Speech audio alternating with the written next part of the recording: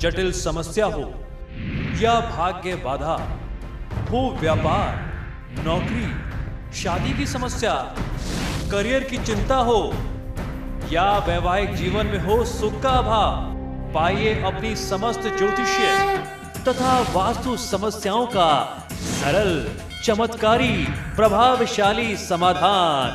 एक जाना माना और विश्वसनीय नाम, आचार्य पंडित श्री वैभवनाथ शर्मा जी, काशी के 400 वर्ष पुराने प्रतिष्ठित और अंतरराष्ट्रीय ख्याति प्राप्त राज ज्योतिषी परिवार की 8वीं पीढ़ी के ज्योतिषी और वास्तु शास्त्री आचार्य पंडित श्री वैभवनाथ शर्मा जी के द्वारा व्यक्तिगत या फिर फोन पर अपॉइंटमेंट लेने के लिए कॉल करें 9818300146, 9990724131 या फिर ईमेल करें sharma.vaibhav@gmail.com पर।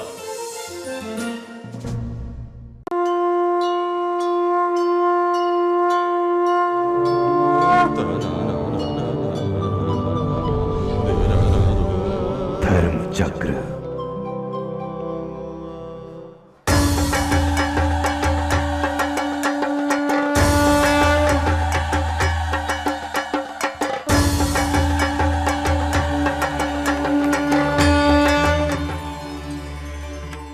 ब्रेक के बाद आप सभी का पुनः स्वागत।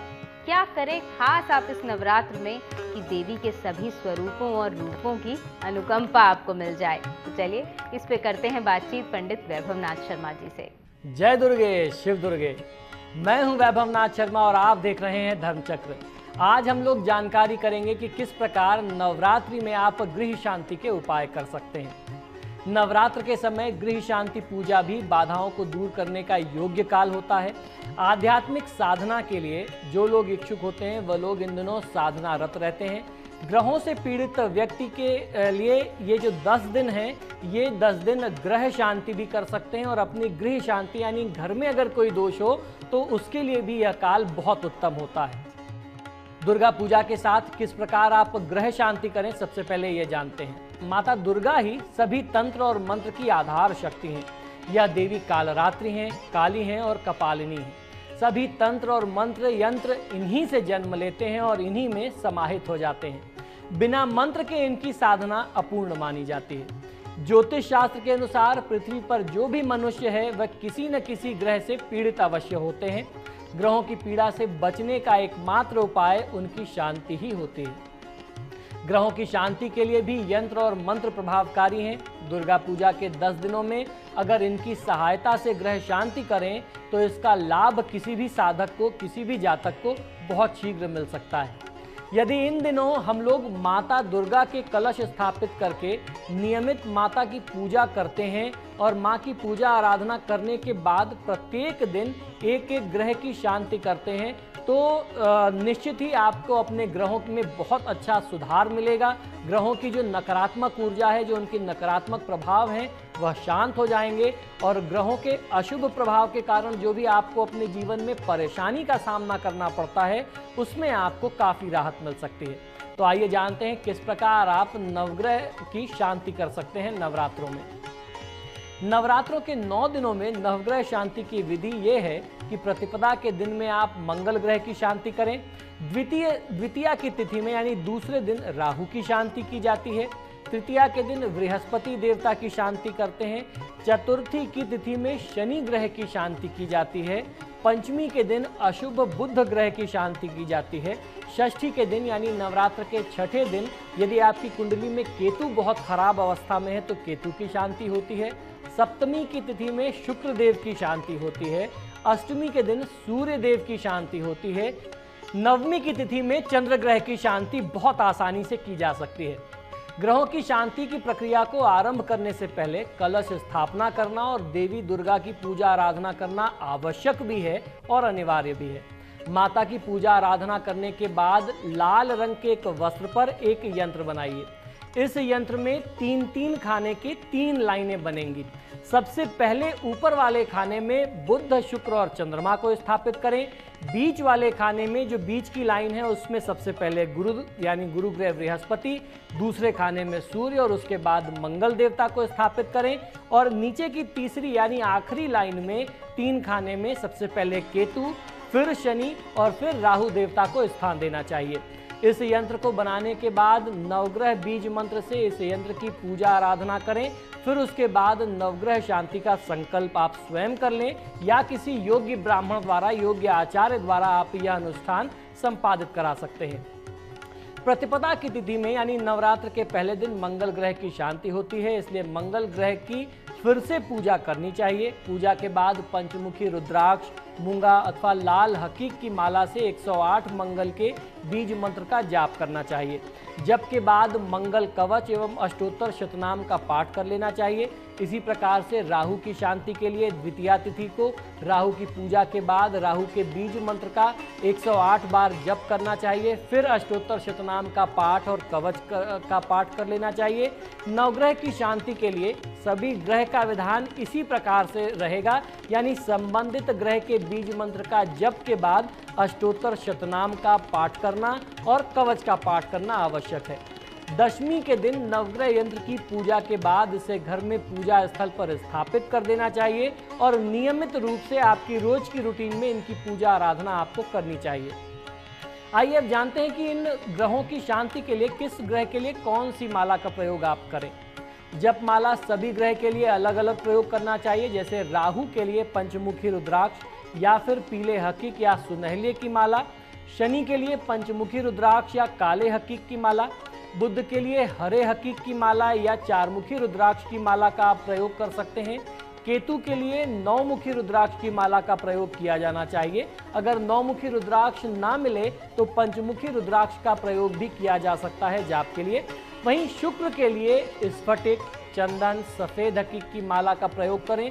सूर्य की शांति के लिए लाल हकीक की माला, पंचमुखी रुद्राक्ष या फिर रक्त चंदन की माला का प्रयोग किया जा सकता है। चंद्रमा की शांति के लिए मोती अथवा सफेद हकीक की माला का प्रयोग करना चाहिए। ऐसा विधान हमारे धर्मशास्त्रों में मिलता है। नवरात्रि का जो 5वां दिन होता है वह स्कंद माता की पूजा उपासना का दिन होता है। मोक्ष के द्वार खोलने वाली माता परम सुखदायी हैं। माँ अपने भक्तों की समस्त इच्छाओं की पूर्ति करती हैं।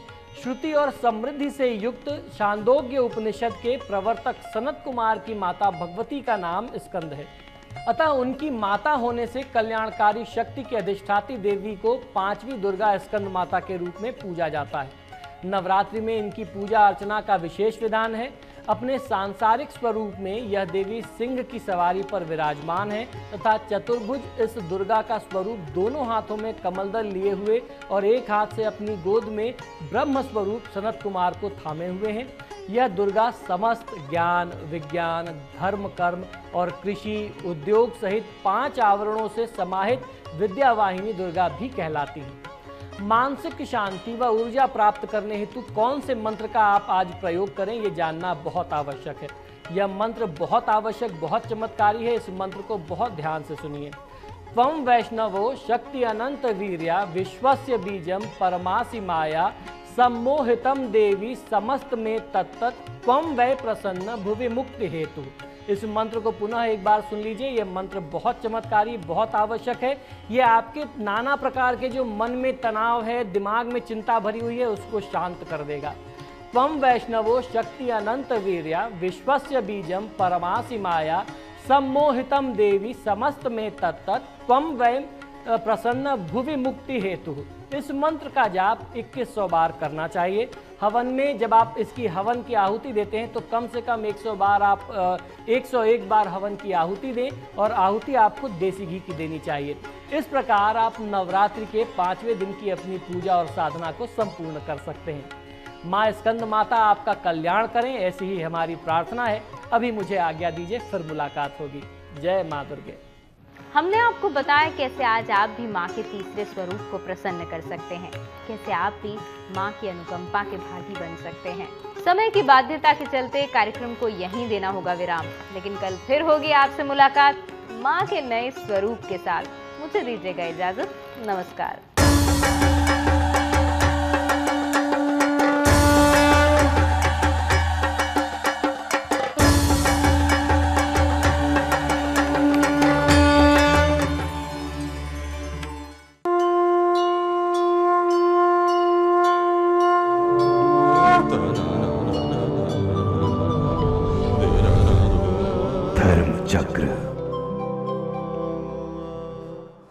जटिल समस्या हो या भाग्य बाधा, हो व्यापार, नौकरी, शादी की समस्या, करियर की चिंता हो या वैवाहिक जीवन में हो सुख का अभाव, पाइए अपनी समस्त ज्योतिषीय तथा वास्तु समस्याओं का सरल, चमत्कारी, प्रभावशाली समाधान।